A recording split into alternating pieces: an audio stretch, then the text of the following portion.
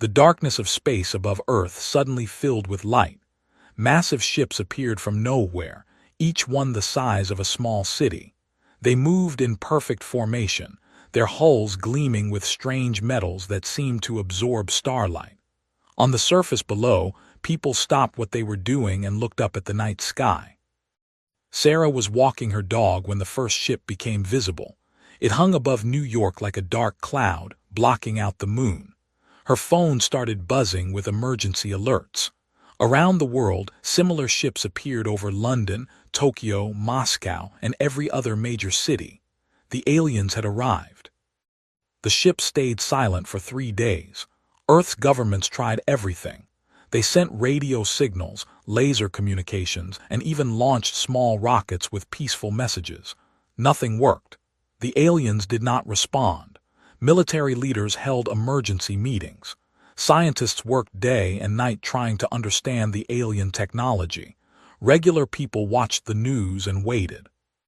Then the broadcasts began. Every television, radio, and computer screen on Earth suddenly showed the same image. A creature stood in what looked like a command center. It was tall, maybe 8 feet, with a body covered in dark, shiny plates that looked like armor but seemed to be part of its skin. Its head was long and narrow, with 4 eyes that glowed red. Sharp claws extended from hands that looked strong enough to crush steel. When it spoke, its voice was deep and harsh. "Soft creatures of the 3rd planet," the alien said. "I am Han of the. We have traveled far to reach your world. We are hunters. You are prey." The alien moved closer to whatever was recording the message. Its claws clicked against metal surfaces as it walked. "We have hunted 17 worlds before yours. Each species thought they could fight us. Each species was wrong. We are faster than you, stronger than you, smarter than you. We were born to kill. You were born to die." Behind Han, others moved around the command center. They all looked the same, tall, armored, deadly. Some carried weapons that hummed with energy. Others sharpened claws that were already razor-sharp. "Look at yourselves," Han continued. "No claws, no fangs, soft skin that tears easily, weak muscles, slow reflexes, you cannot even see in the dark. What kind of predator are you? You are not predators at all. You are food." The broadcast changed to show videos from other worlds. Sarah watched in horror as creatures that looked like giant beetles were chased down and killed by hunters. Another scene showed bird-like beings trying to fly away, only to be caught in midair by leaping aliens.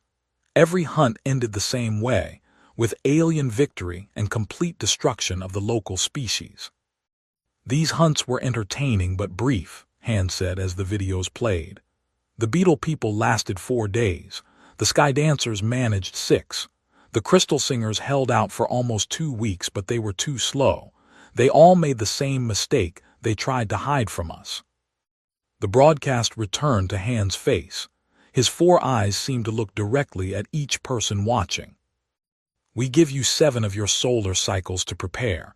Run if you want. Hide if you think it will help. Build weapons if it makes you feel better. It will not matter.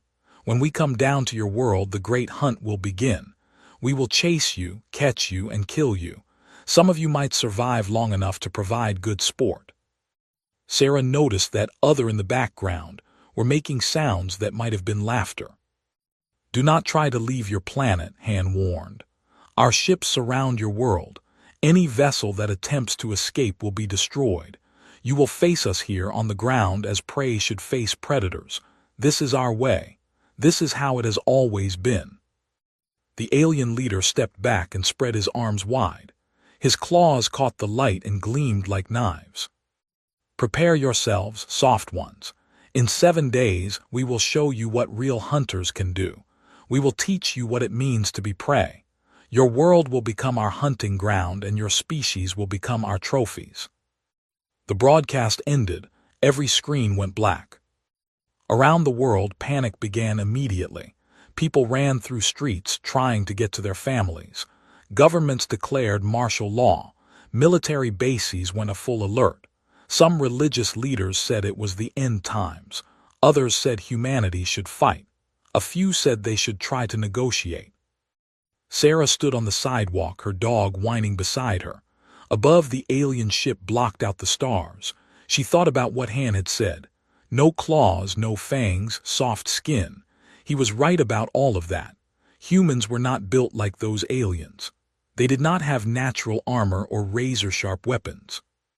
But as Sarah walked home, she remembered something from school. Humans were not the strongest animals on Earth. They were not the fastest either. Bears were stronger. Cheetahs were faster. Eagles had better eyes. Sharks had better teeth. Yet somehow, humans had become the most successful hunters on their planet. Over the next 7 days, Earth's armies moved into position. Bunkers were prepared. Evacuation routes were planned. The news showed images of alien ships hovering over cities, completely still, waiting. Military experts on television talked about human technology versus alien technology. Most of them did not sound hopeful. But in smaller groups, other conversations were happening. Hunters talked to soldiers about tracking prey. Survival experts shared knowledge about living in the wilderness. Scientists studied everything they could about the aliens from the broadcast. Ordinary people learned to use weapons and hide in shadows.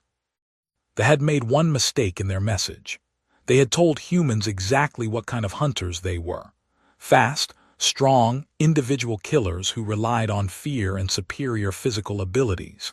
They hunted alone or in small groups, using brute force to overcome their prey. They did not understand what kind of prey they had chosen. They thought humans were weak because they lacked claws and armor. They did not know about persistence, patience, and planning. They did not understand pack hunting. Most importantly, they did not realize that humans had already survived as the apex predators of a world full of creatures much more dangerous than themselves. The 7 days passed. On the morning of the 8th day, the first drop pods began falling from the sky like deadly rain. The great hunt was about to begin, but the aliens were about to learn that sometimes the prey hunts back. The drop pods crashed into Earth like meteors. Each one was the size of a small house and glowed red-hot from their journey through the atmosphere. They landed in city centers, farmlands, and forests. Steam rose from their metal surfaces as they cooled in Earth's air. Crouched behind a concrete barrier 3 blocks from where one pod had landed in downtown Los Angeles. He was a sergeant in the National Guard, and his squad was supposed to observe and report on alien activity. Through his binoculars, he watched the pod's sides unfold like flower petals. The that emerged moved like liquid death. Even from a distance, could see how their muscles rippled under their natural armor. They carried weapons that hummed with energy and scanned their surroundings with those 4 glowing eyes. One of them sniffed the air and turned its head directly towards hiding spot. "They know we're here," whispered Private, the same Sarah who had watched the first broadcast a week ago. She had volunteered for military service the day after the aliens arrived. "Should we engage?" "Negative," replied. "Orders are to observe only." They spread out in different directions, moving with the confidence of apex predators entering a new hunting ground. They expected to find humans hiding in buildings, cowering in basements, or running through streets in panic. Instead, they found empty cities. The evacuation had worked better than anyone expected. In just 7 days, most urban populations had moved into prepared hiding places. Some went underground into subway tunnels and mine shafts. Others disappeared into national forests and mountain ranges.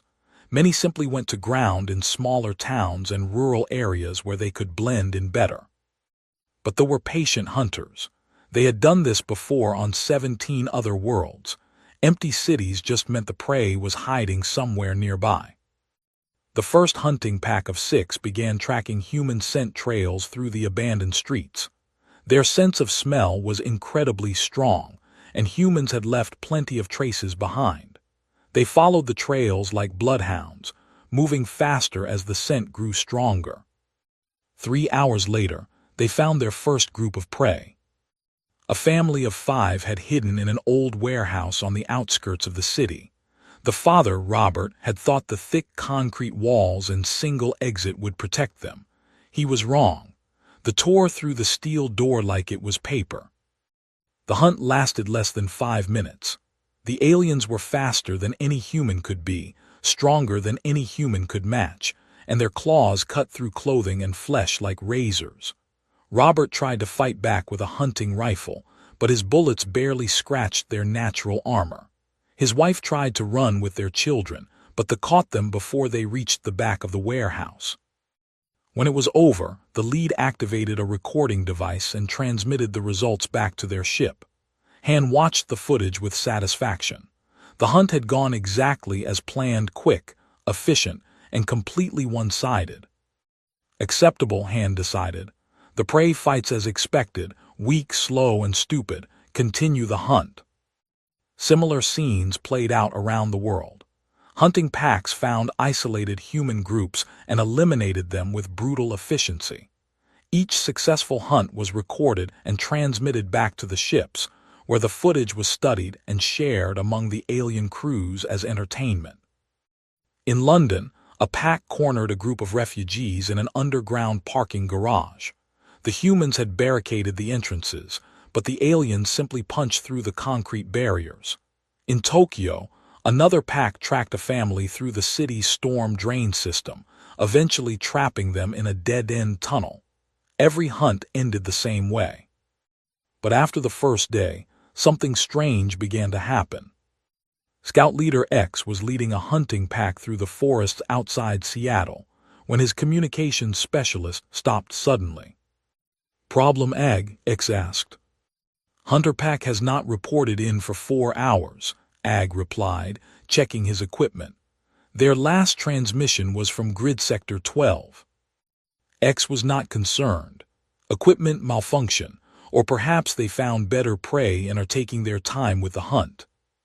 But over the next 6 hours, 3 more hunting packs went silent, then 5 more.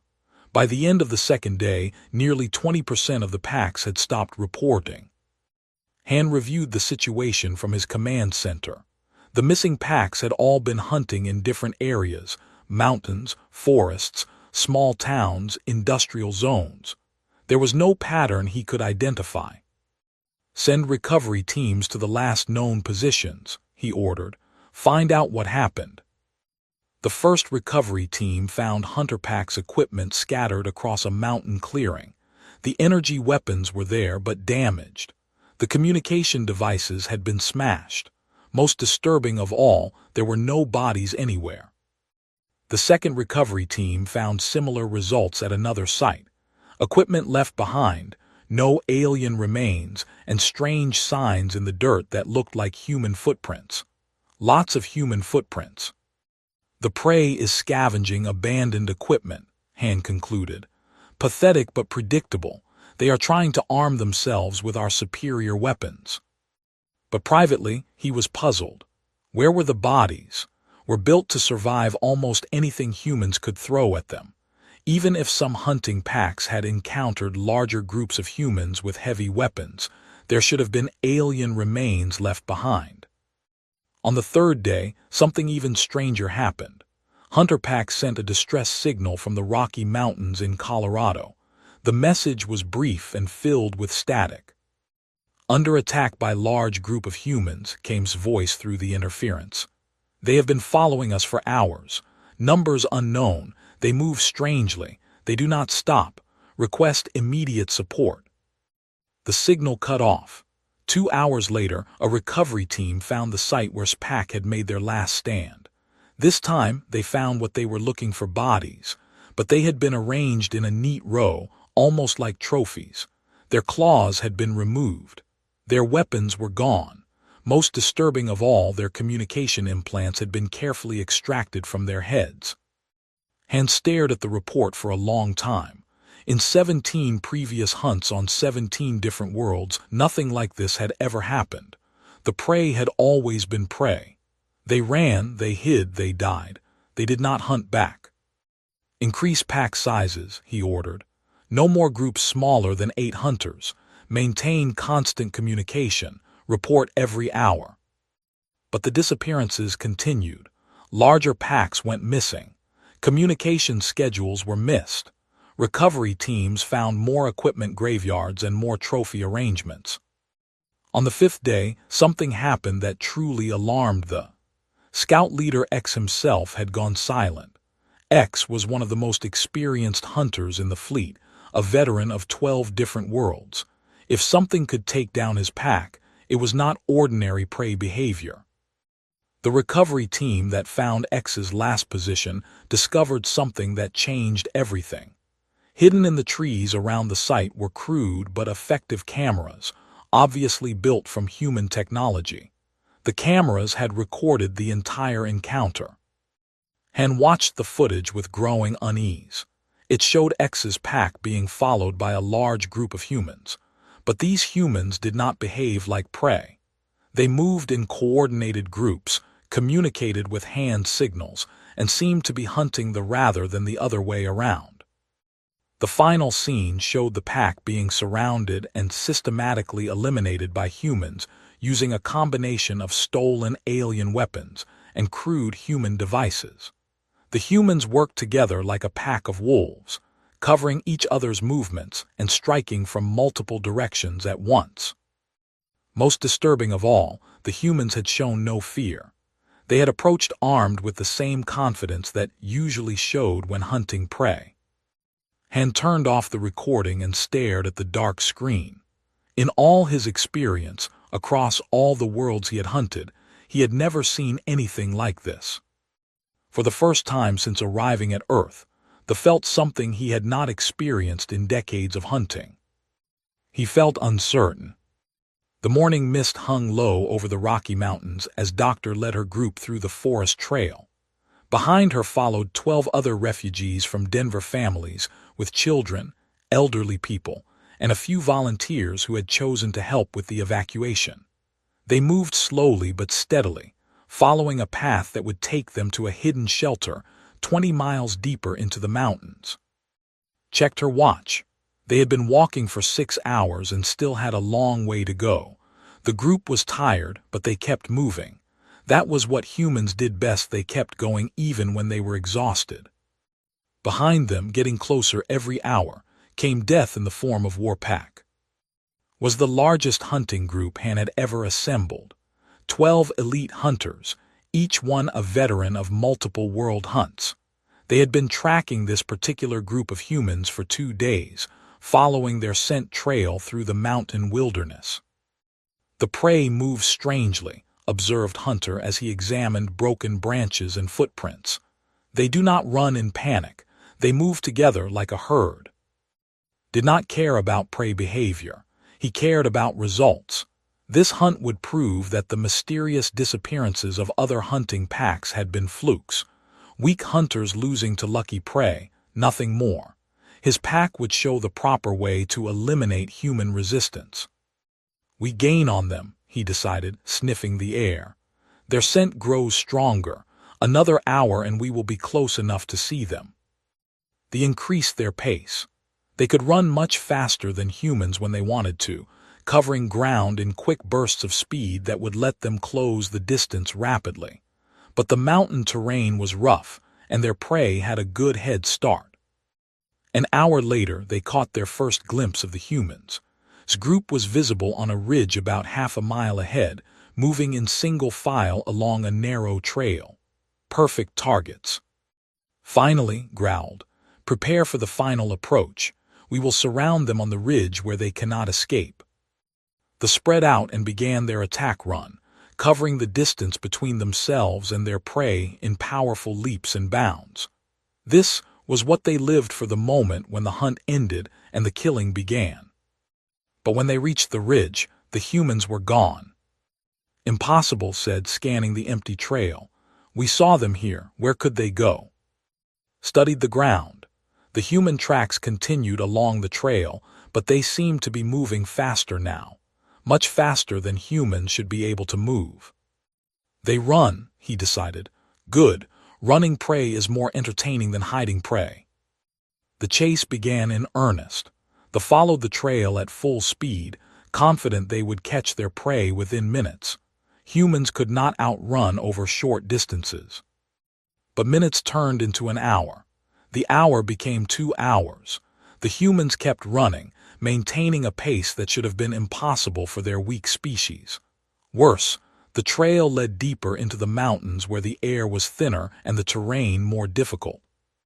As the afternoon wore on, something unprecedented began to happen. They started to slow down. Were built for explosive speed and power. They could run faster than humans, jump higher than humans, and fight harder than humans for short periods of time. But they had never been designed for endurance running. Their powerful muscles burned energy quickly, and their heavy bodies overheated in sustained activity. The humans, meanwhile, seemed to be maintaining the same steady pace they had started with. "This is wrong," panted as they stopped to rest for the 4th time. "Prey does not run for hours. Prey gets tired and stops." Was breathing heavily too, something that had never happened to him before during a hunt. His natural armor, perfect for protection, was starting to feel like a burden in the thin mountain air. But he was the pack leader, and pack leaders did not show weakness. "They will tire soon," he insisted. "No species can run forever." As evening approached and the temperature began to drop, they faced a new problem. They were cold-blooded creatures, adapted for warm climates. The mountain air was making them sluggish and slow. Their reflexes, normally lightning fast, were becoming delayed and clumsy. The humans, they realized with growing alarm, had not slowed down at all. "Pack leader," one of the younger hunters called out, "I detect movement behind us." Spun around and activated his thermal sensors. Through the gathering darkness, he could see heat signatures moving through the forest. Human heat signatures, multiple groups of them, spread out in a wide circle around the position. "How many?" he demanded. "Uncertain, at least 30, maybe 50. Felt a chill that had nothing to do with the cold mountain air. "That is impossible. We have been tracking one small group all day." But even as he said it, he began to understand what had happened. The humans they had been chasing were not trying to escape. They had been leading them into a trap. Emerged from the tree line with 3 other humans. All of them carried weapons, some stolen energy guns, others simple human rifles and crossbows. They moved calmly, without fear, like predators approaching cornered prey. "You have been running all day," said in accented but clear language, something she had learned by studying captured alien communication equipment. "You must be tired." Raised his claws and activated his own weapon. Tired prey thinking they are hunters. This will be amusing. But when he tried to leap toward the humans, his cold stiffened muscles betrayed him. His jump was short and clumsy. Easily and her companions opened fire. The battle that followed was unlike anything in history. The aliens were stronger and better armed, but they were exhausted, cold, and outnumbered. The humans fought as a coordinated unit, covering each other's positions and striking from multiple directions. When one human fell, 2 others took his place. Most shocking of all, the humans seemed to understand fighting patterns. They knew when to dodge, when to attack, and how to exploit weaknesses in alien armor. It was as if they had been studying their enemies for weeks. Because they had been. The fight lasted 3 hours. When it was over, Warpack had been completely destroyed. The humans had lost 6 of their number, but they had killed 12 elite hunters using superior tactics, better endurance, and intimate knowledge of their own terrain. Stood over his body as her people collected alien weapons and equipment. Around the world, other human groups were implementing similar tactics. The aliens had taught humans everything they needed to know about their enemies through their own broadcasts and captured equipment. "Send the signal," she told her radio operator. "Tell all groups that persistence hunting works. Tell them the aliens are not as strong as they pretend to be." As the message went out to resistance groups across the planet, looked up at the stars where the ships waited in orbit. The aliens thought they were the hunters and humans were the prey. They were about to learn that humans had been the apex predators of their own world for thousands of years. Not because they were the strongest or fastest or most dangerous in single combat, but because they were the most persistent, because they could run down any prey over distance, because they could work together better than any other species on their planet. And because once humans decided something was prey, they never, ever stopped hunting until they caught it. The war was just beginning, but the first real battle had been won. They had finally encountered something they had never faced before in 17 successful world hunts. They had met a species that was better at hunting than they were. The news spread through human resistance networks like wildfire. Warpack had been destroyed. 12 elite hunters had been killed by 50 humans using coordination, endurance, and superior terrain knowledge. The broadcast went out on every hidden radio frequency, every secret internet connection, and every underground communication system humanity had built. For the first time since the invasion began, humans had hope. Colonel James Mitchell sat in a bunker 50 feet under the Nevada desert, studying reports from around the world. As the former commander of a special forces unit, he had been chosen to coordinate military resistance efforts. The reports on his desk painted a picture that would have seemed impossible a week ago. In the Amazon rainforest, Brazilian indigenous tribes were using traditional hunting techniques to track and eliminate patrols.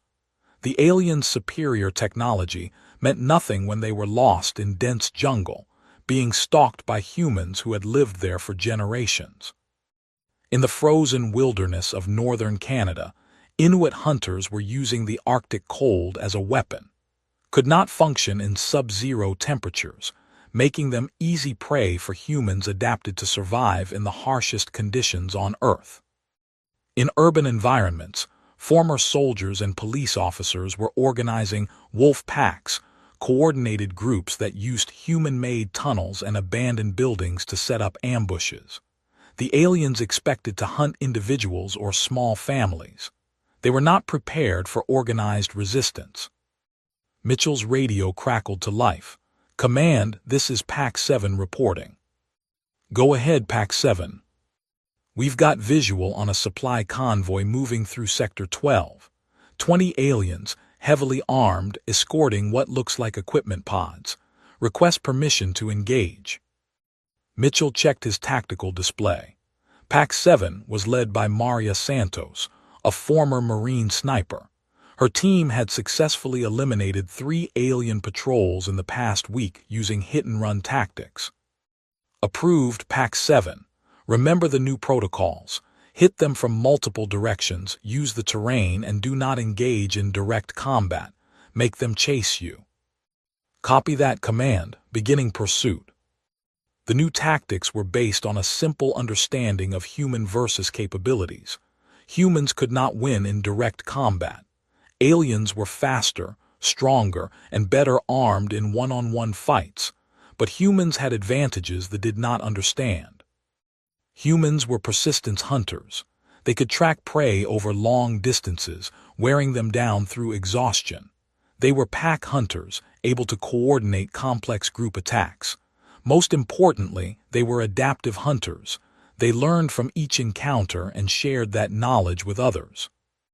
Over the following days, Pack 7's mission became a textbook example of the new human warfare.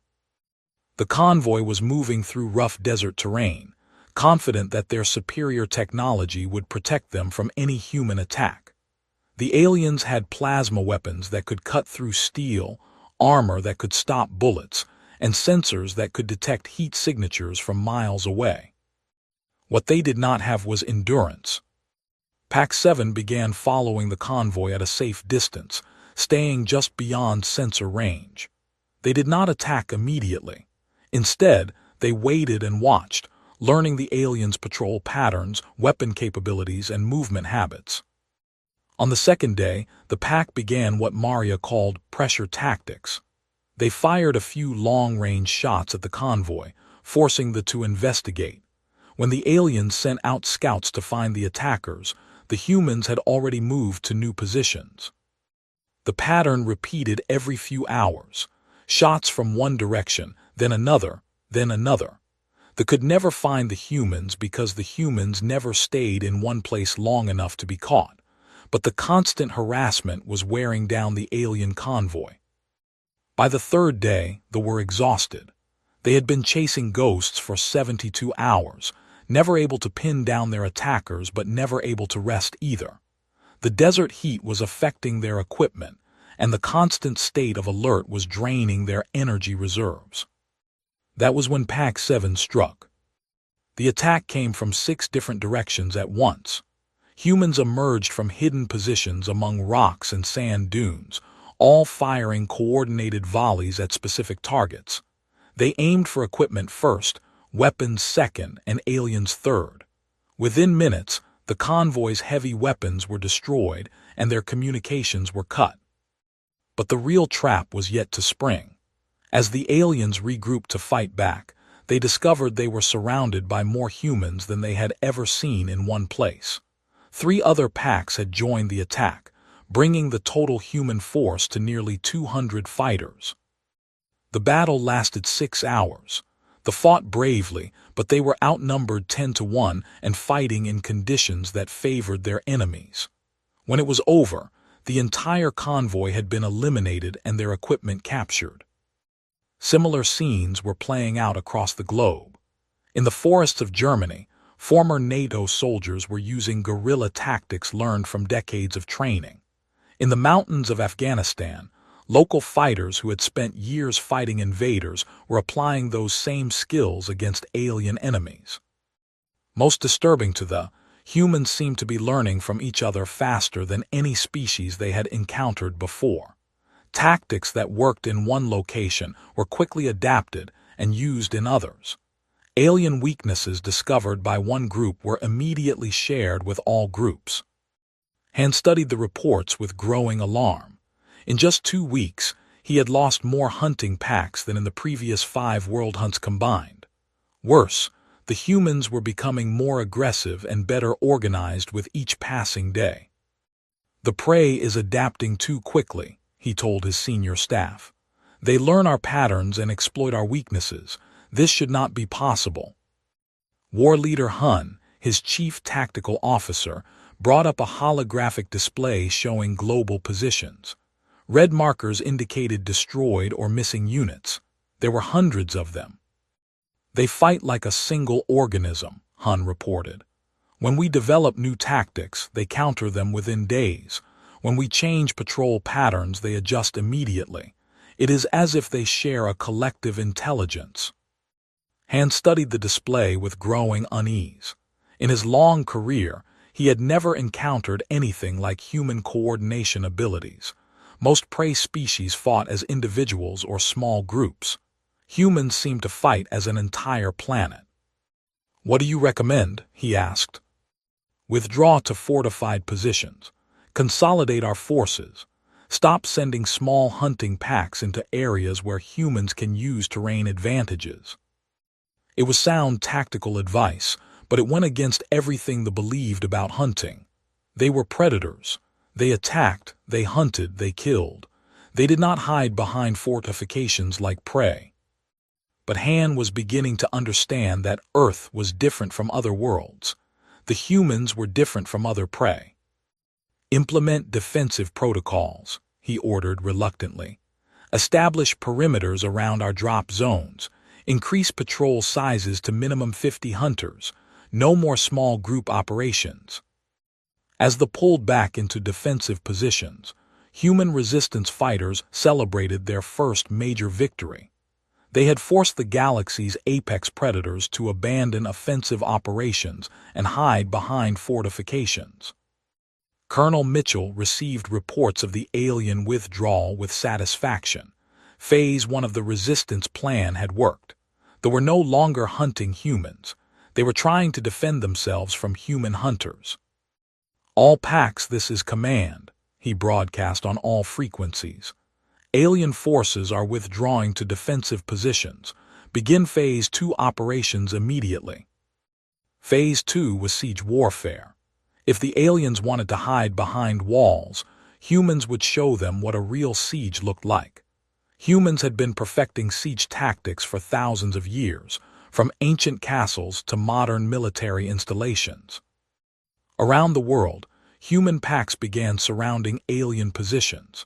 They cut off supply lines, eliminated scout patrols, and began the slow, patient work of wearing down an enemy that had never faced a sustained siege. They were about to learn another lesson about human hunting behavior.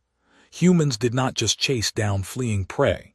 They also knew how to starve out enemies who tried to hide. The hunters had become the hunted. The siege of Earth had begun. 6 months had passed since the first landed on Earth. Han stood in his command center, staring at tactical displays that showed a reality he could barely comprehend.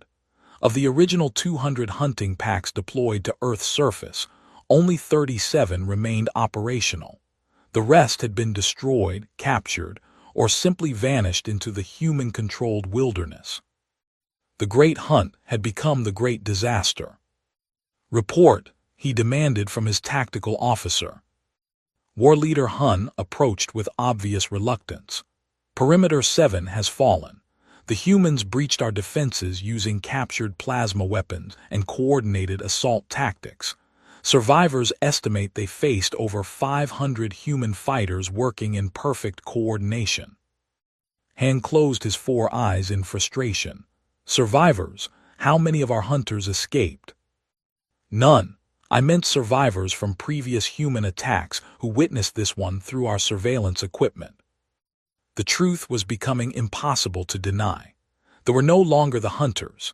They were the prey, trapped in shrinking defensive zones while human packs prowled the wilderness around them like wolves surrounding wounded animals. Status of our other positions. All perimeters report constant harassment. Human raiders strike our supply runs, eliminate our scouts, and disappear before we can respond. They seem to know our positions better than we do. Several perimeters have requested permission to withdraw to more defensible locations. Han turned to study a map showing positions around the globe. Once, those positions had been the centers of expanding hunting territories. Now they looked like tiny islands in a vast ocean of human-controlled space. The humans had not just adapted to hunting tactics. They had completely reversed the tactical situation. Instead of scattered prey trying to hide from organized hunters, Earth now hosted organized hunters systematically eliminating scattered alien prey. "Sir," another officer interrupted, "we have an incoming transmission from Earth's surface. The humans are trying to communicate." "Ignore it," Han growled. "We do not negotiate with prey." Hun said carefully, "Perhaps we should consider that these humans are no longer acting like prey." Before Han could respond, every screen in the command center activated without authorization. Human faces appeared on the displays, not panicked prey begging for mercy, but confident predators making demands. Colonel Mitchell's face filled the main screen. Behind him stood representatives from every nation on Earth, plus several individuals that intelligence had identified as leaders of the most effective resistance groups. "Han," Mitchell said calmly, "I am Colonel James Mitchell, speaking for the United Earth Resistance. We are offering you one chance to surrender." The audacity of prey making demands from predators was so unprecedented that Han was momentarily speechless. "Your hunting packs are destroyed," Mitchell continued. "Your ground forces are trapped in defensive positions that we can eliminate whenever we choose. Your supply lines are cut. You have 2 options: surrender now or be destroyed slowly." Han found his voice. "You dare threaten us? We have hunted 17 worlds. We are the apex predators of the galaxy." "Were," corrected Doctor, stepping into view beside Mitchell. "You were apex predators, until you met a species that's better at hunting than you are." "Impossible." Smiled, and there was something in that expression that made Han step backward unconsciously. It was the smile of a predator that had cornered its prey. "Let me explain what happened here," she said. You came to Earth expecting to find weak prey like the other 17 species you've hunted. Instead, you found the apex predators of a world where everything evolved to hunt or be hunted. You found persistence hunters who could track you across continents. You found pack hunters who could coordinate attacks involving thousands of individuals. You found adaptive hunters who learned your weaknesses faster than you could develop new tactics. She paused to let that sink in. Most importantly, you found a species that had already survived by being better predators than creatures much more dangerous than you are. Did you think we became the dominant species on our planet by accident? Han looked around his command center. The faces of his officers showed the same dawning realization he was feeling. They had not encountered unusual prey. They had encountered superior predators. You have 1 hour to decide, Mitchell said. Surrender, and your surviving hunters will be treated according to the rules of war. Continue fighting, and we will show you what human hunters do to hostile prey. The transmission ended, leaving the command center in silence. Options? Han asked quietly. We could attempt to withdraw our surface forces back to the ships, Hun suggested. The humans control the landing zones. They would eliminate our shuttles before they could reach our people. We could try to break orbit and escape. And go where? Back to the Empire to explain how the greatest hunting fleet in our history was defeated by prey. Han stared at the tactical displays for a long time. Finally, he made the only decision that made sense. Open a communication channel to the human colonel. The hour was not yet up when Han formally surrendered the hunting fleet to the United Earth Resistance. It was the first time in recorded galactic history that a force had ever surrendered to their intended prey. The surrender ceremonies were held in what had once been New York's Central Park. Han and his remaining officers knelt before human representatives, while news cameras from around the world recorded the moment. The sight of 8-foot-tall alien predators submitting to humans was broadcast to every resistance cell on Earth. But the most significant moment came after the formal ceremony, when Colonel Mitchell approached Han privately. We need to discuss the other 17 worlds you mentioned, Mitchell said, the species you hunted before coming here. Han looked up at the human with confusion. What about them? Were any of them completely exterminated, or are there survivors? Most worlds had survivors. We hunted for sport and food, not extermination.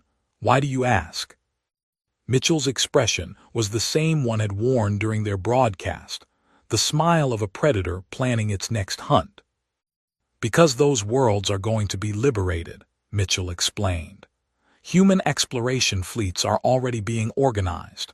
We're going to visit every world you've hunted, eliminate any remaining presence, and help those species rebuild. Han felt a chill that had nothing to do with Earth's climate. You cannot. Space travel is dangerous. Those worlds are far from here. Mitchell said patiently, we're persistence hunters. Distance doesn't intimidate us. We'll get there eventually, no matter how long it takes. The human colonel leaned closer. Besides, we've captured your navigation data and star charts. We know exactly where you've been.